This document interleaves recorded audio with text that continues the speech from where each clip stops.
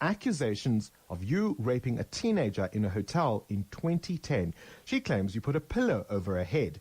You release a press statement on the 21st of April. You wrote, "We live in a country where violence against women is a real issue and should be dealt with decisively by all of us who care about human rights. Therefore, I understand why some people, including colleagues and friends, did not bother to ask me if it was true or not and decided to take a side against me without giving me the benefit of the doubt, even though there were no charges laid against me." End quote. Where do I begin to reconcile our history, you and I, Carlo, with the accusations that are pouring out as more women come forward? There's no benefit of the doubt needed for me. Do I really need to remind you of the sexual groping and subsequent sexual harassment you subjected me to after you bumped me into sitting alone in the smoking section of the Cinema Nouveau restaurant downstairs in the Old Rosebank Mall? It was years ago. You still lived in Killarney, and as always, we greeted warmly and you joined me to chat as we often did. We stayed until the restaurant closed, and when we said goodbye, you opened your arms wide for a goodbye hug. The goodbye hug of shock and hell, where you engulfed me in a tight embrace and rammed your tongue into my mouth, forcefully kissed me and had your hands all over my backside. I was completely stunned. This came from nowhere. I was confused and I was disgusted, Carlo. I managed to push you away and had to pry your unwelcome hands off my body. I admonished you as an older sister, and I distinctly remember saying, Carlo, I used that to diffuse the situation, and we parted ways relatively intact and in a friendly manner. But then after your groping came weeks of late night and sexually explicit texts from you and calls to say I should come for an F at your flat in Killarney. I told you over and over to stop disrespecting me. I kept reminding you that I'm your older sister and you need to knock it off. I asked you to please stop this. It clearly meant nothing to you. I eventually stopped taking your calls or responding to your texts. I never really saw you much after that time. Life went on, and it was never awkward between us when we did meet because I covered your shame. Yeah. Yeah. It's deep. Ngifuna ngifuna nethomaza lo Carlo man. Carlo, K-H-A. K-H-A. Ngifuna ke batla mmona misa. Carlo Matabane. Ke batla mmona misa. He's the producer of When We Were Black, and such a profound story, but oh my God, from such a horrible human. I'm just wondering now, in this day and age, where izinto ezinje, because of fears that they have been expressed on the clip, you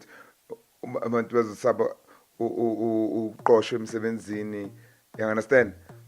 Those, in the filming industry, to a certain degree, I honestly think that men in the filming industry don't know what they do, don't know that they're actually sexually harassing you. I've said here on radio, on air a couple of times, I've had people cross the line with me. Cross the line. So when am I seeing you naked with your tattoos? That's inappropriate. Yeah, no.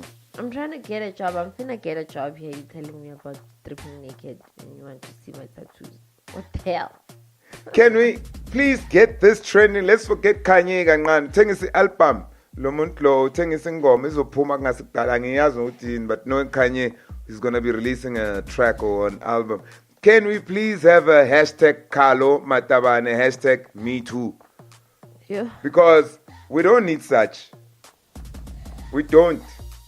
If we uhlule ukushela, hey, na i-royal khona, na i-summit khona. Keepa whatever le ebhadalwayo, ube ne nice time and then go back home.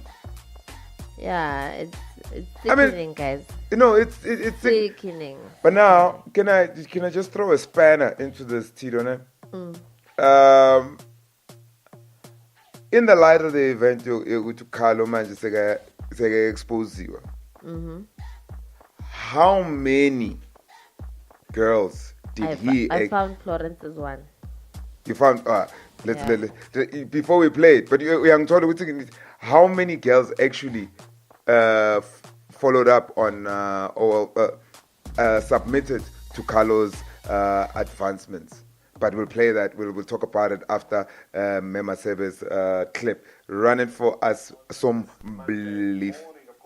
Big issues that's really been making headlines, I suppose, in the last year is the hashtag #MeToo campaign, as many women have come forward and spoken about how powerful men in powerful positions have continued to force them to experience hurt, pain, and embarrassment, particularly around sexual misconduct. And recently, of course, in South Africa, a woman in the film industry has accused a director of sexual misconduct, and it follows on a number of other claims. There are lots of statistics around this, and I suppose that we have to deal with it wherever it pops up. And we're joined now by veteran actress Florence Masebe. Good morning to you, and thank you for talking to us. I mean, it's a really rather awful subject to be talking to you about. I'd rather be talking about, I don't know, a great production or film or something you've put together.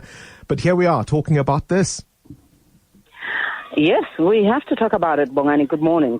It's one of those things that we've never decided on to take on seriously. We whisper about it, and I think it's time we stopped whispering and spelt it out for the undesirable scourge that it is. One of the things that happens, of course, when these accusations are made, Florence, as you no doubt will know, is that you're firstly horrified at some of the people that are fingered as having been behind this. And Carlo Madabane, who's the latest person who's accused of this kind of thing, I mean, I'm reading it, you go, oh gosh, not him, right? And at times people don't want to believe it, which is part of the reason we don't want to have these conversations. Of course, he's denied it all. In fact, as far as I understand, he says a legal letter has been issued to the accusers.